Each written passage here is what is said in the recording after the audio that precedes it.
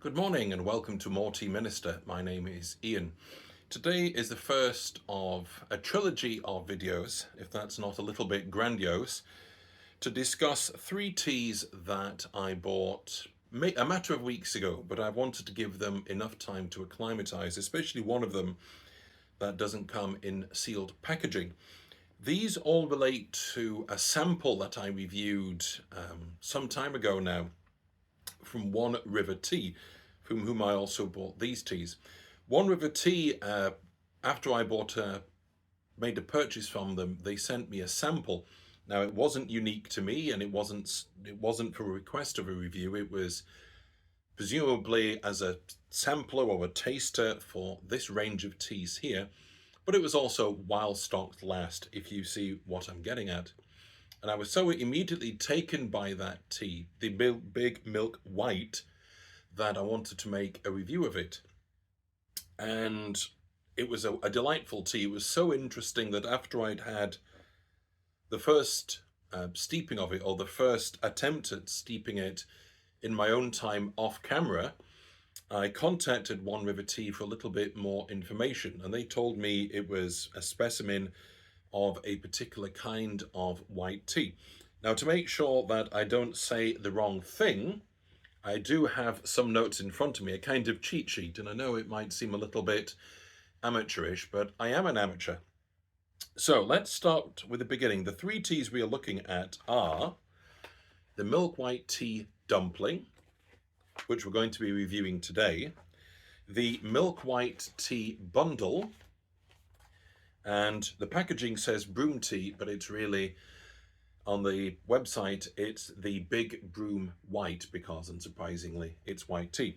And each of the specimens of tea come in different sizes because these aren't simply loose leaf teas, or in fact, teas in a compressed form. What we have here, and we're going to have a close-up in a moment, but I wanted you to, at the very least, have a chance straight off, is this little bundle, somewhere between 3 to 5 grams of tea. If I put the cheat sheet behind, you might get a bit more of the colour. As I say, we're going to have a close-up, so it's not quite so urgent. Absolutely fantastic smell, and we'll talk more about that later. So that's the one that we're going to be looking at today. The other parcels aren't open yet. And then we have slightly larger bundles, and then what's effectively an unwrapped bundle of a much longer package, a lot more leaves, about 30 grams, but they can be separated out more easily. The broom and the dumpling are both from this year, and the bundle, the one in the middle, is already aged for 3 years. Now, we've mentioned before about the nature of white tea and how it's the least processed tea. The standard white tea, or the one that you're most likely to see, let me phrase it that way, is Fujian. That's the area that, arguably, some people might disagree, white tea hails from. And there are at least 3 standard grades, if we can phrase it that way, of white tea. And there are 2 usual varietals of tea. There's Fujian Dabai, which means big hair, that's used for the highest grade of white tea, and Fujian Dabai, which is big white, which is used for the other forms. Fujian is within, it's a coastal area of Fujian Province. Now here we're moving away from those standard varietals and from the standard area associated with white tea. We are moving into, and I'm going to mispronounce this, Zhenghe County, which is slightly further inland, but still within Fujian at a higher altitude. And it uses, at least in this case, different tea varietal. This is a Wild Fu'an Dabai white tea, which is also what was used in the sample I was sent. So it's not, strictly speaking, a standard white tea in any sense, even though it's from the native province in which white tea comes from, and it's a neighbouring county.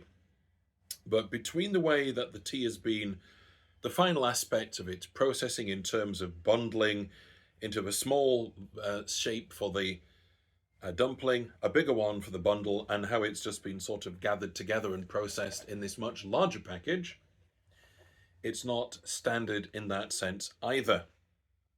I might as well at this point out that we're going to be brewing at least two of these in slightly different ways. The instructions given by One River Tea for each of these is different. Aside from the size issue, the tea within here, the product within this packaging, can be brewed in a standard gaiwan. The one here, because of the size of the bundles, remember, they're wrapped up like the dumplings, but in a larger package. We're going to have to cold brew them or sun brew them, or at least a kind of constant cycling with what's called grandpa brewing, where we just top up the teas with hot water throughout the day. So that might be a sort of episodic video. And this one here, we're going to brew, it can be brewed in a gaiwan, but I'm not feeling that brave just yet for a first go. So we're going to brew this in what's almost a Western style. More details and brewing parameters in a moment, but I think that's enough for our initial video. So today we're going to take a closer look at our milk white tea dumpling. So we're going to move to the camera looking at the sample, and then we'll talk a little bit more about the tea as we brew it. So I will see you in a moment. Hello again. This is the first of the three teas that we are going to be looking at. The milk white, we're going to call them.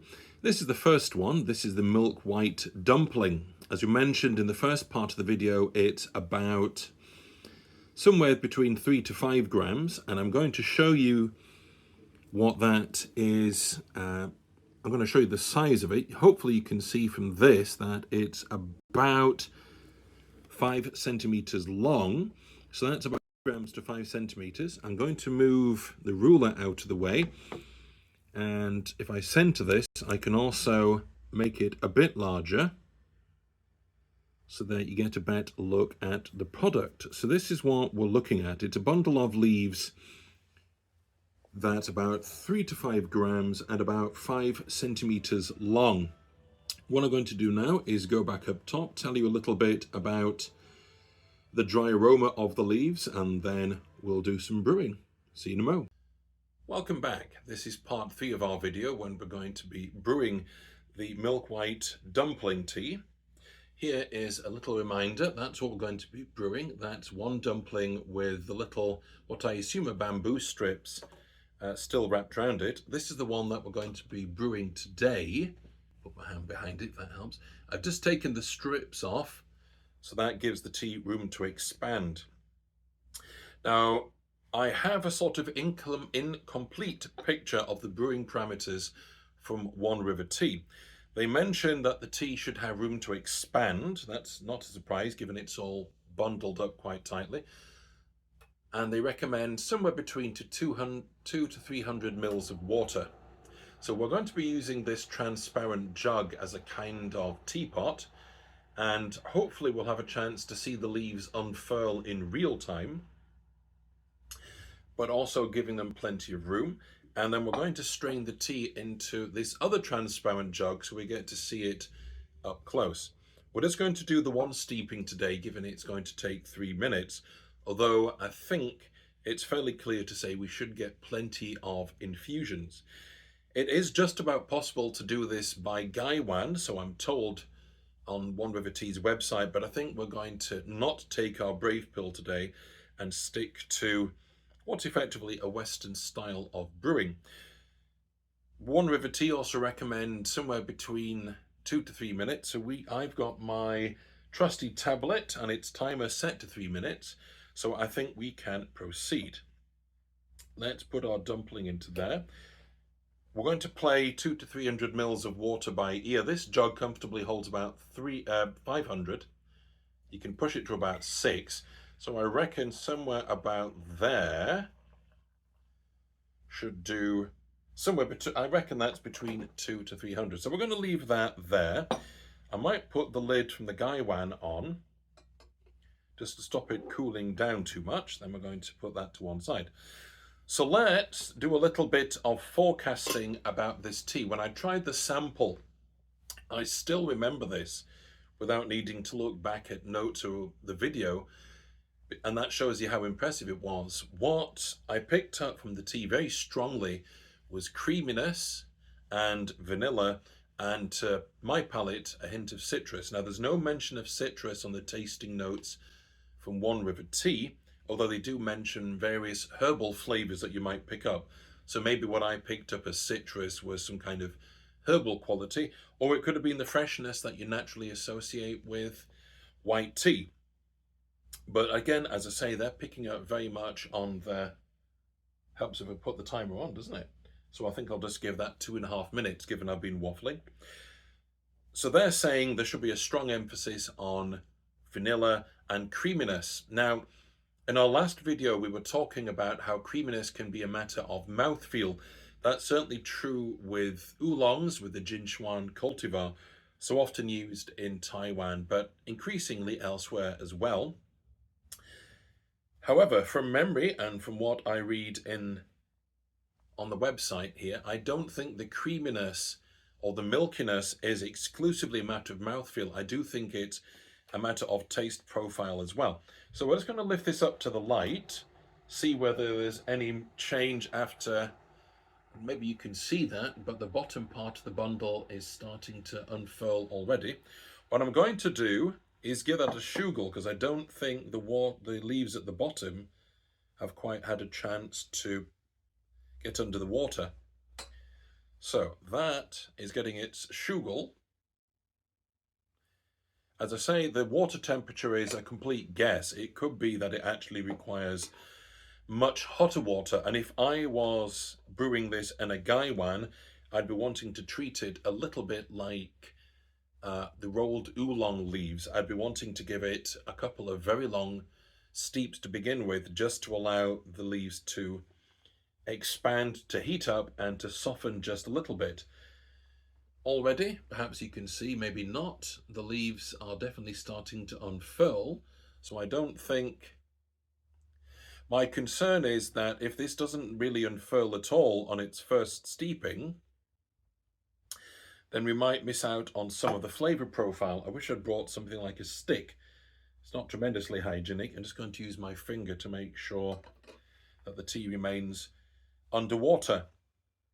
So as I say, we're going to be doing a trilogy of videos, one on each of these three kinds of tea. I'm starting to feel like I'm making little miniature movies here, talking in terms of trilogies, but it's really so that I can get a practice for following a thread, because what we're going to be doing after this, and a couple of dark tea videos for those of you who prefer those, I'm going to do an extended series, which I've already mentioned, on one particular cultivar, as it manifests itself in different styles of oolongs from different regions of Taiwan, and also different degrees of oxidation and roasting.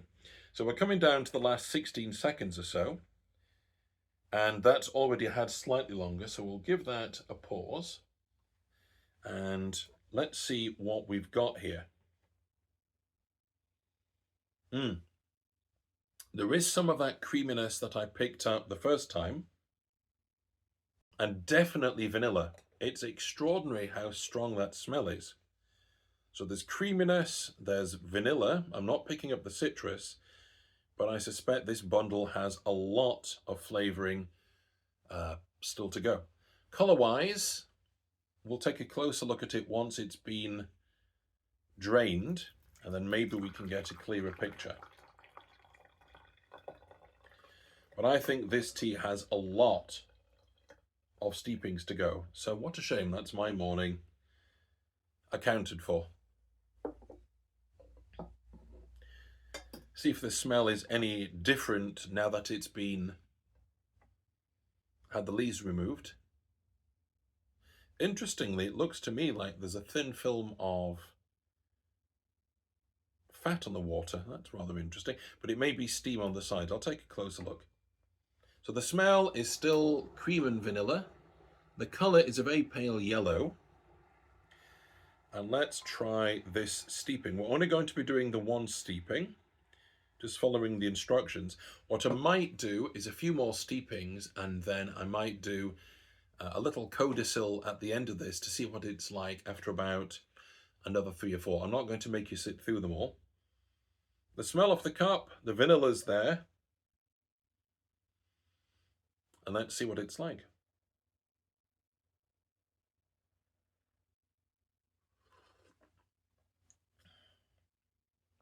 That's fantastic. Even after one steeping, certainly a longer steeping, I would say that the cream and the vanilla are there. I reckon they're going to be there much more strongly by the time that we've finished.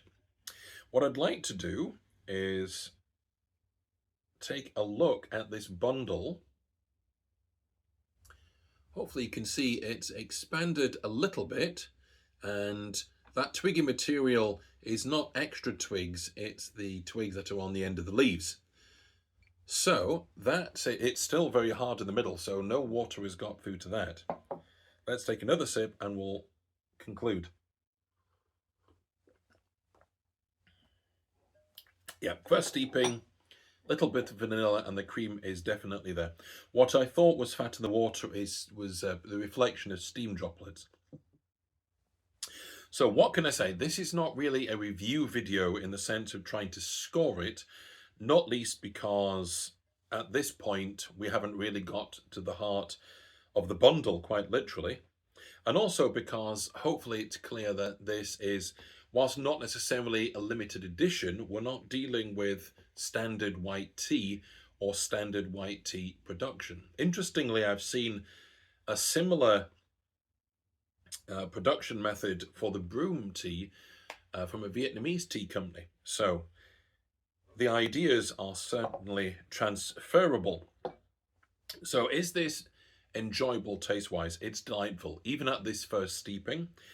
It's not difficult to brew, as you can see. You've just got to go through a few steepings, what a shame, enjoy the tea, and then see what it's like at a full flourish, let's put it that way. And I think that's all that we can reasonably say about this. I hope that this first follow-up video to the sample video is of some interest to you, and I hope it's been a little bit more informative about the nature of white tea and the different ways that we might brew it.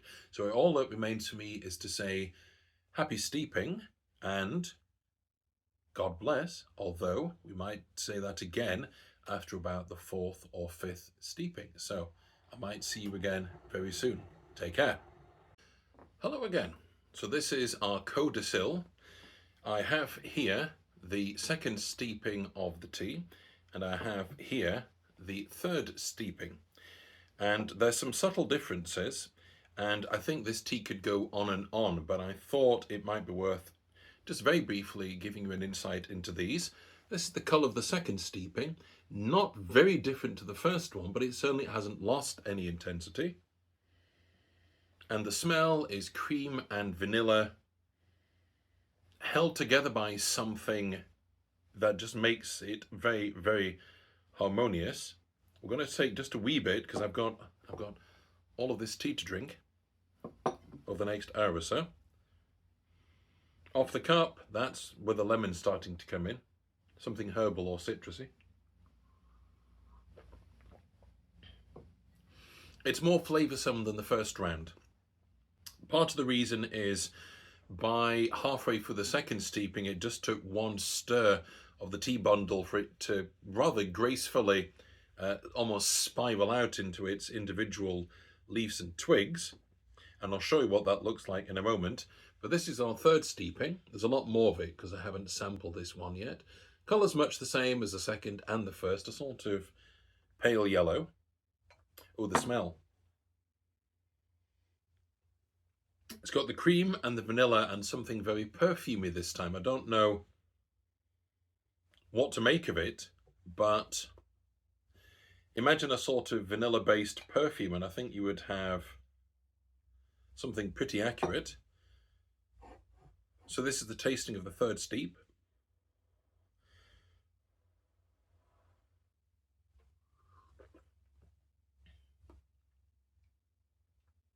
It's become a touch lighter. It's still complex. And it doesn't feel dilute, but it doesn't have the heavy creaminess. Let's put it that way. It's still creamy, still sweet, still vanilla. It's still a dessert, but a little more perfume and a little less cream. So let me just conclude by showing you what the bundle now looks like. That's only after the third steeping, but it's incredible that all of that was in one of those tiny little bundles that we looked at earlier. So it's expanded, I don't know, maybe 10 times in volume.